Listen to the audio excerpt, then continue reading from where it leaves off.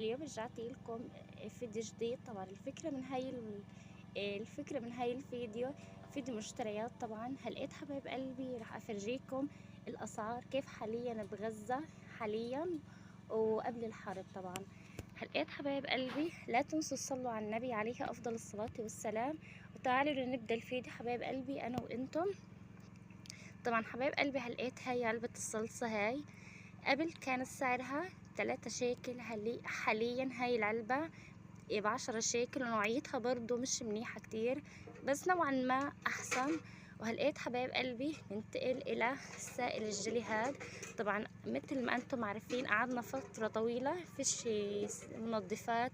قبل كانت الأسعار كتير كتير غالية. مثل ما أنتم عارفين كانت وصلت هاي إزازة البريل ب50 شيكل. قعدنا فترة طويلة مش موجود عندنا بريل واستغنينا عنه، مثل ما استغنينا عن أشياء كتيرة قبل هيك. وهي حاليا سعرها 25 شيكل، وقبل الحرب طبعا كانت هاي الإزازة ب4 شيكل. ننتقل إلى الزيت. هاي طبعا هي زيت اسمه زيت تبارك. هلقيت حبايب قلبي هاي الإزازة قبل كانت عنا في غزة قبل الحرب ب7 شيكل. هلقيت هاي الإزازة اشتريناها ب19 شيكل امبارح. وننتقل إلى الجبنة. هاي طبعا عبور لاند، هاي شركة مشهورة ومعروفة. قبل الحرب كانت هاي العلبة ب2 شيكل، حاليا هاي العلبة ب7 شيكل.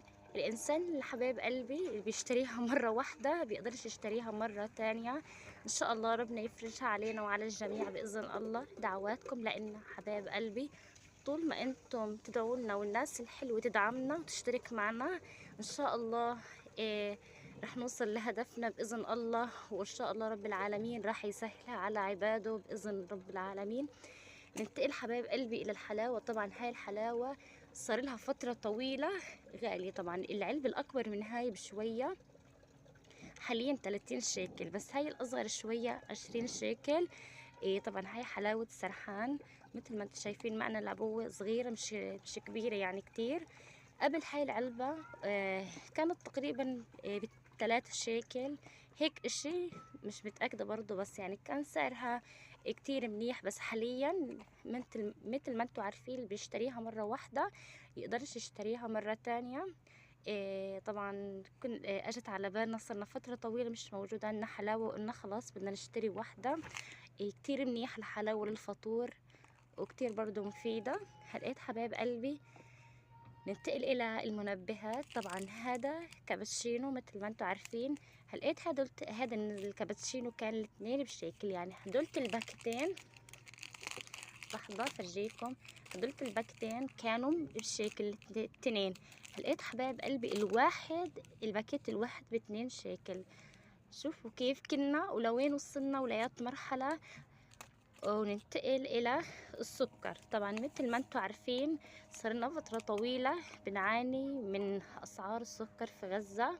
قبل سعر يعني قبل هاي كيلو، قبل ال3 كيلو يعني الرطل 3 كيلو ب9 شيكل قبل الحرب. حاليا الكيلو الواحدة من هاي ب17 شيكل. هذا سعر امبارح 17 شيكل. يعني تخيلوا معايا حبايب قلبي السعر صار فظيع.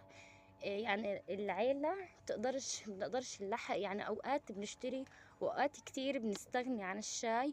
طبعا هاي الشاي النمر صار له فترة طويلة مقطوع، مش موجود له قطر إلا قريب. طبعا نزل الشاي.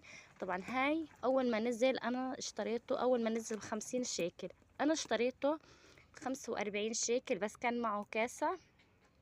بس الكاسة برضو بسبب نقص الكاسات على طول سحبناها. بتكون في الناحية هاي كرتونة صغيرة ومكتوب هدية مجانية كاسة، بس احنا فكيناها لانه عنا نقص كاسات برضو. فهذا اشتريته انا ب45 شيكل. اليوم بيقولوا الشاي اللي انا اشتريته ب45 صار ب29 شيكل. يعني تخيلوا من يوم ليوم السعر مش ثابت، يوم بتلاقيه نزل ويوم بتلاقيه طلع عن السعر اللي انت اخدتيه. يعني تخيلوا اسعار جنونية محدش يعني طبعا يتوقعها. بتمنى حبايب قلبي تدعموني بلايك من ايديكم الجميلة. بتمنى تشتركوا معي في القناة حبايب قلبي. اشتركوا معي في القناة وشاهدوا فيديوهاتي اللي أنا نزلتهم على القناة، وحطوا لي لايك من إيديكم الجميلة. وإن شاء الله طول ما أنتم معايا ومنورين حياتي ومنورين قناتي بإذن الله رح نوصل لهدفنا، وإن شاء الله اللي جاي أحلى بإذن الله. مهما الظروف كانت صعبة طبعا، أنتوا مثل ما أنتوا عارفين هلقيت حبايب قلبي صرنا نازحين. قبل كنا كل إنسان كان عايش بشقة وكده، هلقيت إحنا ساكنين بعريشة. يعني تخيلوا، هنا بغزة ساكنين بعريشة، يعني احنا تقريبا 8 تنفار بعريشة صغيرة صغيرة. وان شاء الله الانسان يقدر يحلي كل اشي بنفسه. يعني يقدر مهما كان ساكن بشقة بعمارة بعريشة، يقدر يحلي حياته ويقدر يخلي حياته تعيسة. إن شاء الله إحنا رح نخلي حياتنا أجمل وأحلى بإذن الله. رح نتحدى الظروف الصعبة، واللي جاي أحلى بإذن الله طول ما رب العالمين معانا وإنتم إن شاء الله تدعموني. إن شاء الله رح نوصل لهدفنا. هدفنا إنه إحنا نكون قوايا، وانه برضه هدفنا انه احنا نوصل للي بدنا اياه، ما نستسلم مهما كانت الظروف صعبة، ومهما في كتير اشياء ناقصيتنا. ان شاء الله الجاي احلى باذن الله. اترككم برعاية الله، مع الف سلامة يا احلى واجمل عيلة في الدنيا كلها. ان شاء الله ربنا يفرجها ودعواتكم لنا. ولا تنسوا اللايك حبايب قلبي. اترككم برعاية الله، مع الف سلامة.